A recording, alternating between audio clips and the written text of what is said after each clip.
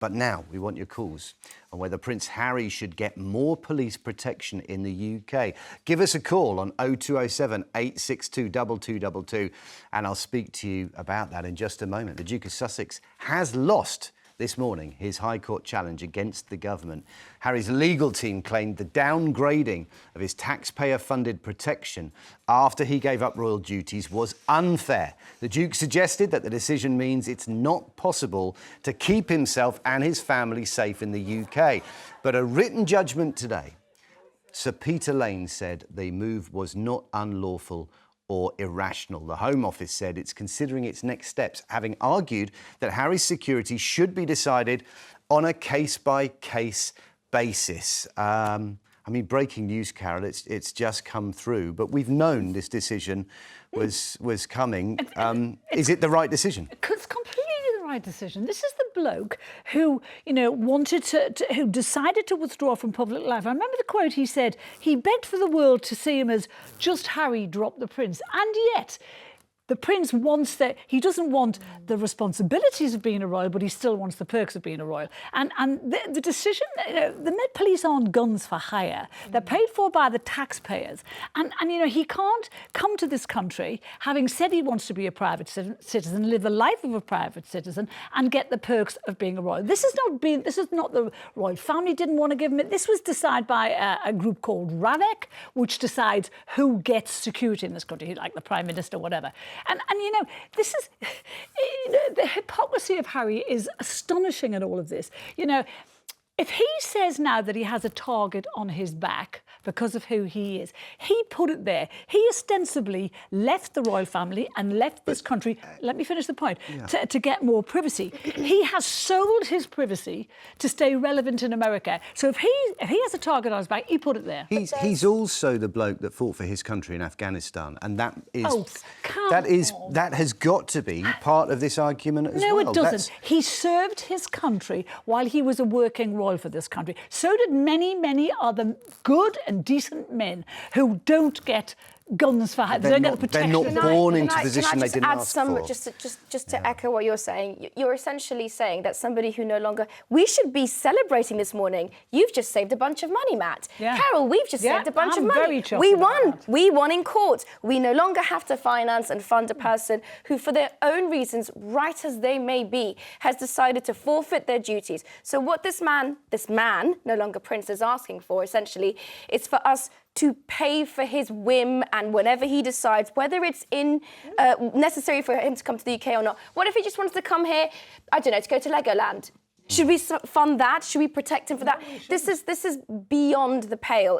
At a moment in our history where we are paying unbelievable amount of taxes, we should be celebrating the fact that we have one less burden on our backs. He didn't ask to be born into the royal family. Oh, please stop that argument. He didn't. Why is that such? Why is that such? He didn't ask to be born a royal. However, because of being a royal, he had the most privileged life that anyone can possibly imagine. He chose to give up that life because he didn't want to live it anymore. And the Queen told him when she was alive that you couldn't have 1 2 in and 1 2 out. You couldn't be a part-time royal. You're either in it or you're out of it. He chose to be out of it, so you can't have the perks that went with it. Don't see it as a perk, looking after your family. Anyway, I want to bring in somebody else. Let's bring in royal commentator Afia Hagan. Good morning, Afia. How are you? Yeah, good, thanks. Good morning. I imagine you, like most of us, are trying to digest this news and see what it makes. Do you think that because... it's effectively his birthright that Harry gets this protection whenever he's in the UK?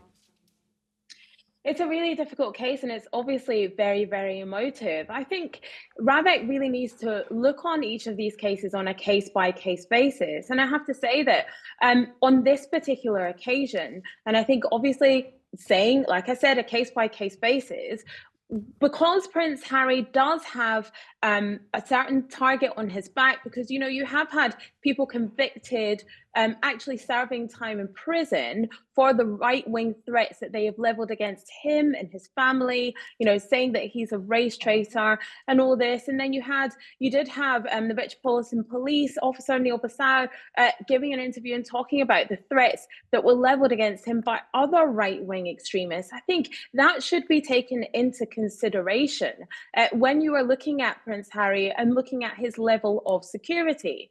Now, I do think, in fact, Ravek should have, in this case, been able to give him that kind of security. Now, Ravek just isn't about protecting members of the royal family. It's people who are in public life, so people work at the Home Office, former prime ministers, people like that. And I think if you have someone like Prince Harry, who, as well as having these extremist threats against him, like you so rightly said, has served in the army and served in Afghanistan, and yes, he absolutely did put that all out there. He wrote all about it in Spare, which he had a right to do, but that also kind of ups the ante. So I do think that in this case, Ravek made the wrong decision, and he should be able to have a certain level of protection. And if he feels he's not getting it, and it means he can't travel to this country or travel with his family, I do think that's a real shame. But I do think he should have that level of protection. He's not in public life anymore. He's absolutely not in public life. So that's it. And tell me, who was in prison for making threats to him online? Who was in prison? I missed that story. I will tell you the names of those people right now, Carol. So it's a neo-Nazi podcaster, two of them actually, one called Christopher Gibbons and one called Tyrone Patton Walsh, and they espouse racist, anti-Semitic, Islamophobic, homophobic and misogynistic views and encourage their listeners of Lone Wolf Radio podcast to commit violent acts. Sorry, if you just let me finish, because I let you finish. A long time. Okay. So he incited the podcast to commit violent acts against ethnic minorities. So the duo dedicated...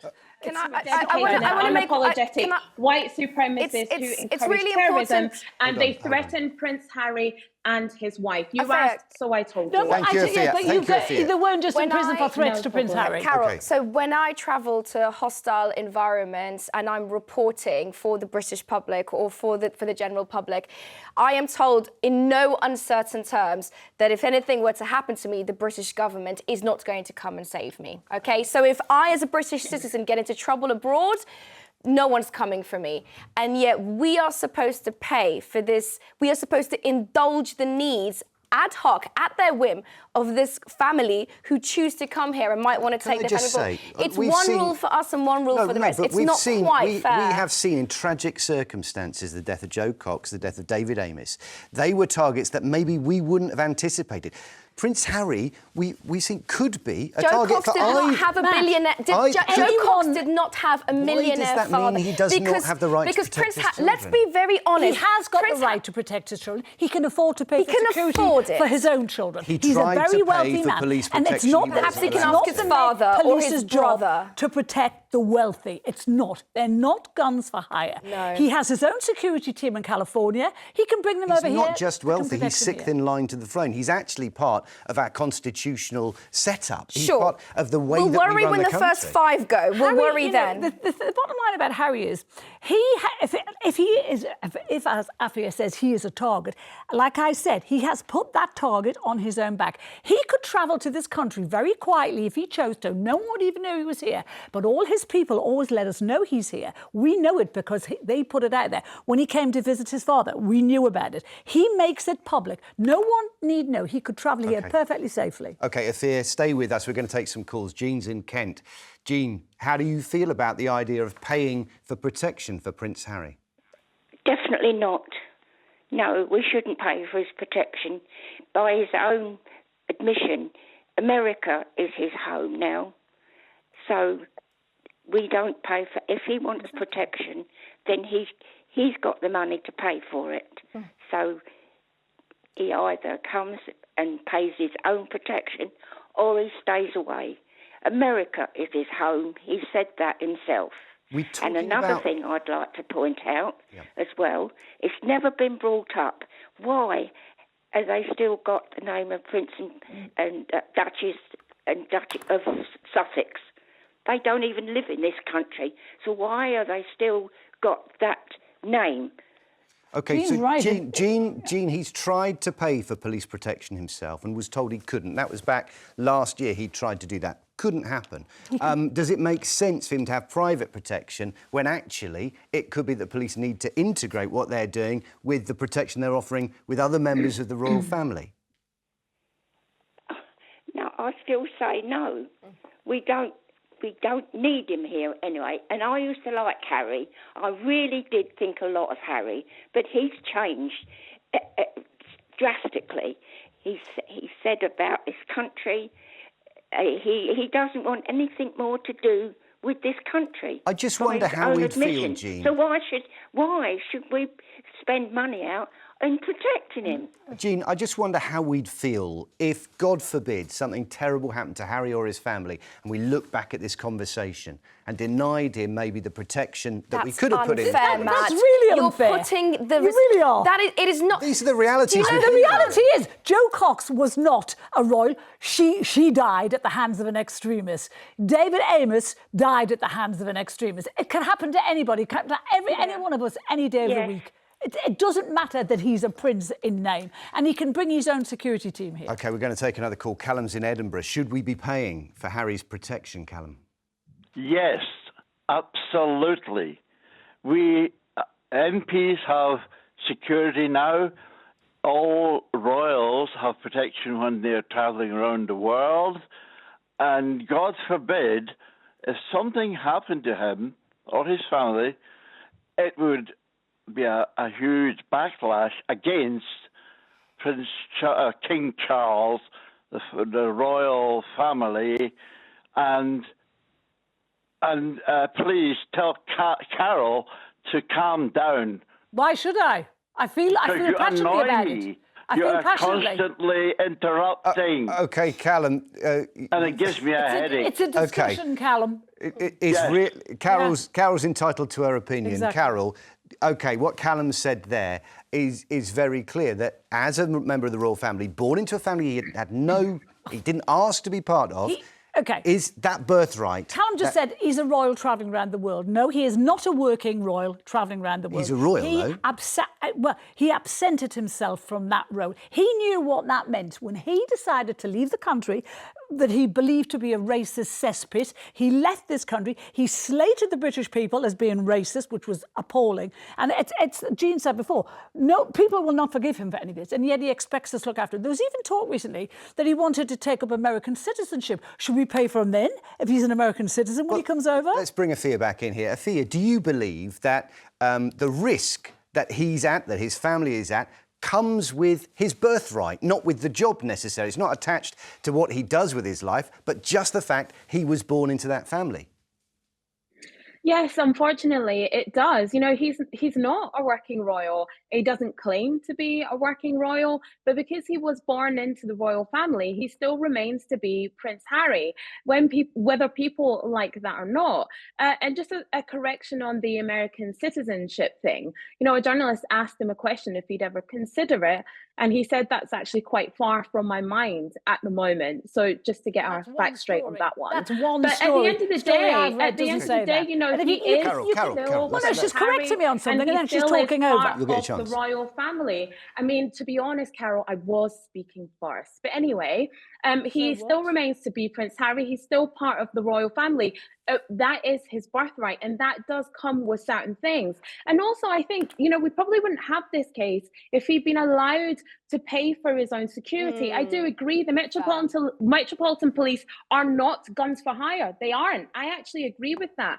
But I think it's about his security team being able to tap into the level of intelligence that they have and sharing that information so he can have that level of security. If a workaround had been done around that, then perhaps we wouldn't have got to this case in the first place. I don't believe that he should be able to hire members of the Metropolitan Police because they're not guns for hire. But I do believe that he needs to have a certain level of security. And perhaps if the two, you know, had been able to come together, the Metropolitan Police with his security, we probably wouldn't have had this case in the first place. Well, the High Court thinks you're wrong.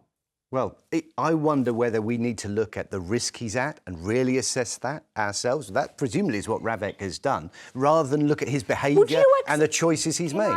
Can I just suggest, no one, and this is being kind of not said yet, so I want to set the record straight. There is no indication that the government, the Metropolitan Police or RAVEC would not share information if they came by it with him. This isn't to say we're going to know there's a hit on him and we're going to be like, oh, hands are tied here, we're not going to do our job.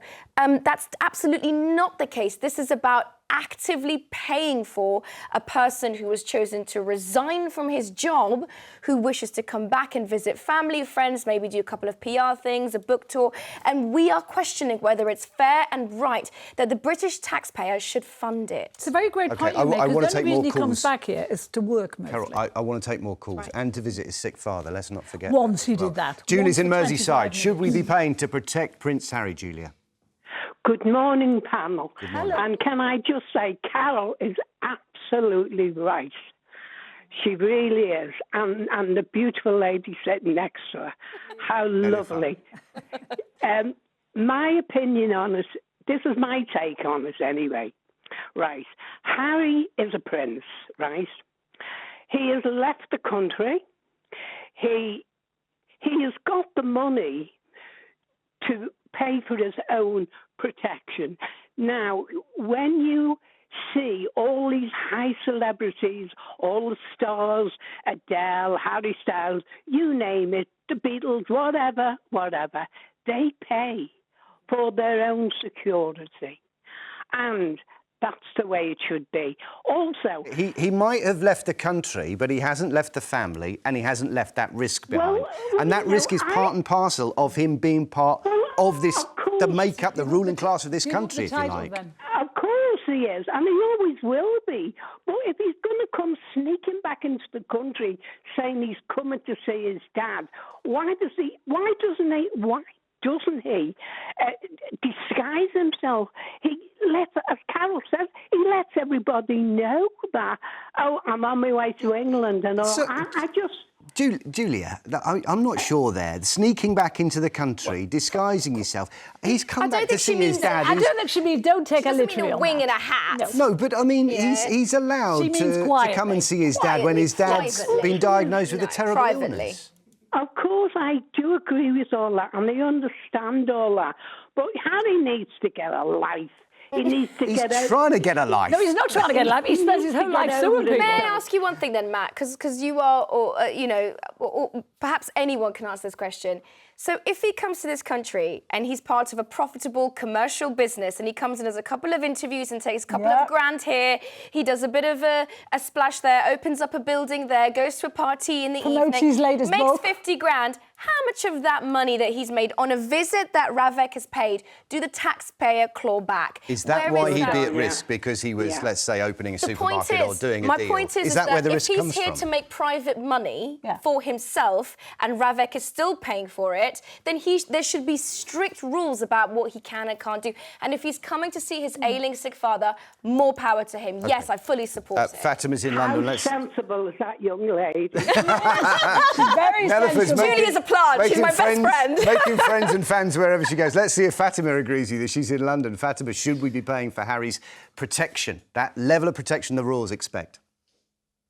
Hi, panel. Hey. Hello. How you doing? How are you all? Good, thank you. Well,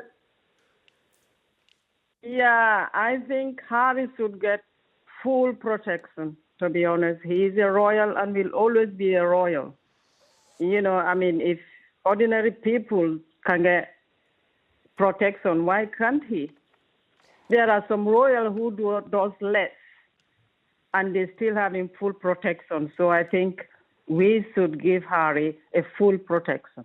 However, this is one bit that I find interesting. His royal status has given him that ability to earn potentially millions, tens of millions of pounds. Then for us to pay through our taxes to protect him, is that right? When actually, without that status, he wouldn't have made that money. It's not the matter of money here. It's the matter of protection. His life and his family's life. You know, the world is so unstable. That's the point here. So, Fatima, would you agree with it? Like, when he was promoting his book Spare in this country, which was trashing his family, do you think he should have had royal protection then when he was over here and trying to destroy his family? A book that was effectively trying to destroy his family? Well, yes, it was. Do you think so? Let's forget about money. Well, we can't forget about money, Fatima, because the protection costs money. We should focus on security. You know, his security. Life is more precious than any money. And the protection that the government can give him is much, much higher than private protection. Listen, Fatima, I think that's a really important note to end on, that, you know, Harry's life, anybody's life, is always going to be more important than the expense. Thank you for that call. Thank you all for your calls on this. And thanks once again to Afia Hagan. Thank you, Afia. We are going to move on now. After the break...